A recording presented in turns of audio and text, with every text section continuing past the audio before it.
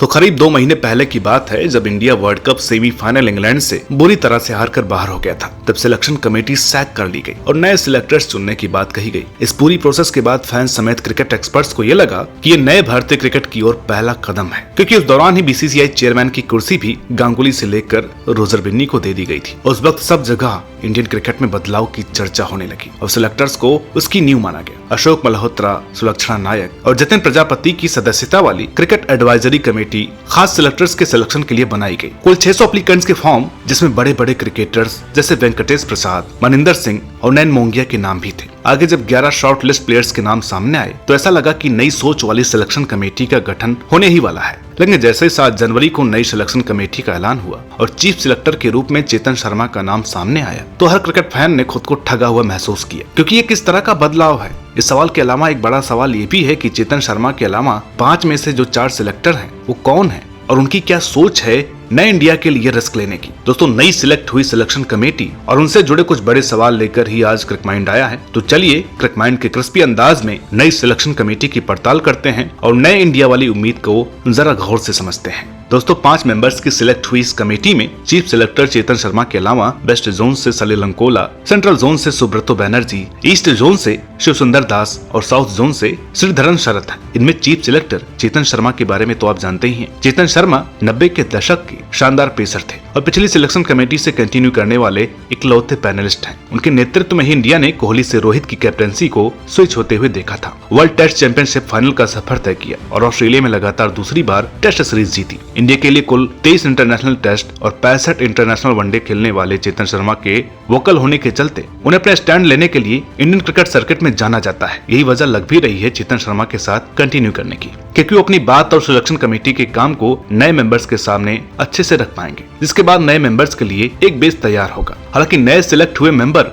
कोई नौसिखिए नहीं है, वो भी अपने अपने जोन के लिए कई सालों से अच्छे क्रिकेटर्स बनाने का काम कर रहे हैं। इस लिस्ट में वेस्ट जोन से सिलेक्ट होने वाले सलिल अंकोला का नाम टॉप पर है। 1990 के दौर में एक टेस्ट और 20 वनडे खेलने वाले सलिल अंकोला खराब हेल्थ के चलते क्रिकेट से दूर होकर एक्टिंग की तरफ चले गए थे, जहां उन्होंने कुछ फिल्मों में काम किया और विकराल गबराल जैसे फेमस सीरियल्स का भी हिस्सा रहे। मगर उनकी क्रिकेट से जुड़ी नॉलेज उन्हें 2 दशकों बाद फिर से क्रिकेट की तरफ लेकर के आई। इस बार उन्हें मुंबई क्रिकेट एसोसिएशन का चेयरमैन बनाया गया। सलिल अंकोला के टेन्योर में मुंबई ने सैयद मुश्ताक अली ट्रॉफी जीती थी और साथ ही रणजी लेवल पर भी बेहतर किया था। अंकोला के बाद सिलेक्टर्स की लिस्ट में अगला नाम है साल 2000 से 2002 के बीच इंडिया के लिए 23 टेस्ट और 4 वनडे खेलने वाले शानदार सलामी बल्लेबाज शिव सुंदर दास का। दास इससे पहले ओडिशा के हेड कोच और नेशनल क्रिकेट एकेडमी में बैटिंग कोच भी रह चुके हैं। दास को 2021 में इंडियन विमेंस टीम का कोच बनाया गया था और वो इंडिया के साथ पिछले साल हुए वनडे वर्ल्ड कप तक जुड़े रहे। दास ने अपने ही जोन के देवाशीष मोहंती को रिप्लेस किया है और अब वो इस जोन पर निगाह रखेंगे। दास के बाद सिलेक्टर्स की लिस्ट से बात करते हैं एक और पूर्व इंडियन प्लेयर की, जिन्होंने कोच के रूप में पहले इंडियन क्रिकेट को उमेश यादव जैसा बॉलर दिया है। जी हाँ,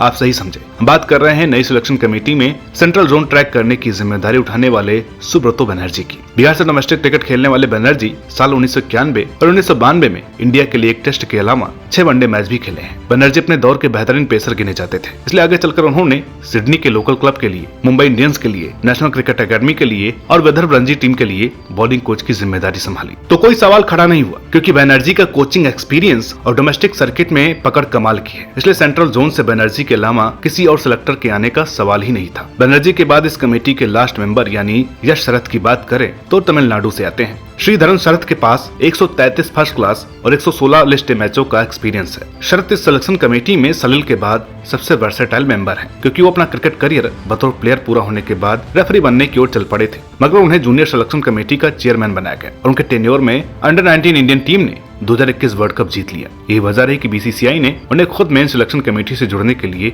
इनवाइट किया था, क्योंकि वो यंग प्लेयर्स को लगातार ट्रैक कर रहे हैं। इसलिए उनके इनपुट्स फ्यूचर में इंडियन टीम को बिल्ड करने में काम आएंगे। इस तरह अलग अलग पैमानों और खासियतों के हिसाब से 5 सिलेक्टर्स चुने गए हैं, क्योंकि कोई भी चीज परफेक्ट नहीं होती है। इसलिए इस सिलेक्शन कमेटी पर कुछ सवाल भी उठ रहे हैं, तो वीडियो को एंड करने से पहले उन सवालों उनके जवाबों पर भी निगाह डाल लेते हैं। दोस्तों, सबसे पहला सवाल यह है कि जब पुरानी कमेटी को सैक कर लिया गया था, फिर उस कमेटी के अहम सदस्य चेतन शर्मा को क्यों इस कमेटी का चीफ सिलेक्टर बनाया गया? क्योंकि ये सवाल थोड़ा पेचीदा है, इसलिए इसका जवाब भी पेचीदा है, जिसके लिए हमें आपको अपनी इस वीडियो का हवाला देना होगा जो हमने सिलेक्शन कमेटी के सैक होने पर बनाई थी, जिसमें हमने बताया था पुरानी कमेटी को सैक नहीं किया गया है, उनका टेन्योर पूरा हो गया था जिसे बढ़ाया नहीं गया है। मगर मीडिया ने इस खबर को कमेटी के सैक किए जाने के अंदाज में प्रेजेंट किया, जिसने चेतन शर्मा समेत उस कमेटी के सभी मेंबर्स की काबिलियत पर सवालिया निशान लगा दिए। मगर चेतन शर्मा की डोमेस्टिक क्रिकेट में पकड़ और करीब 40 साल तक का क्रिकेट एक्सपीरियंस उन्हें इस पोस्ट के लिए बिल्कुल फिट बनाता है। हालांकि यहाँ एक सवाल ये खड़ा होता है कि पुराने चीफ सिलेक्टर के साथ नए अप्रोच की उम्मीद कितनी की जा सकती है। तो इस सवाल का सीधा जवाब वक्त के हाथों में है, लेकिन इतना है कि वर्ल्ड कप के बाद इंडियन टीम में बदलाव नजर आ रहा है, चाहे वो राहुल, रोहित और कोहली का इंडियन टी20 टीम से बाहर होना हो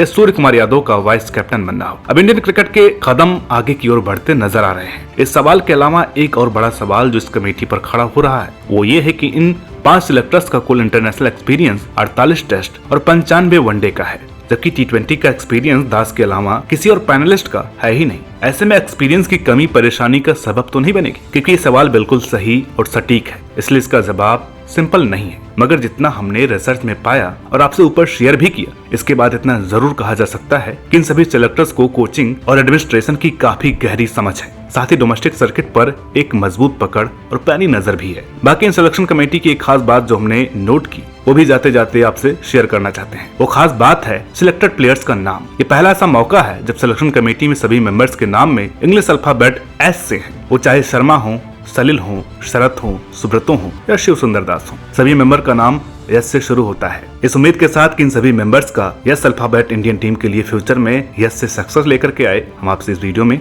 यह अलविदा लेते हैं और उम्मीद करते हैं कि वीडियो आपको पसंद आई होगी। और वीडियो पसंद आई हो तो इसे लाइक करें, शेयर करें, चैनल पर नए हो तो प्लीज इसे सब्सक्राइब करना ना भूलें। मिलते हैं आपसे अगली वीडियो में, तब तक के लिए नमस्कार।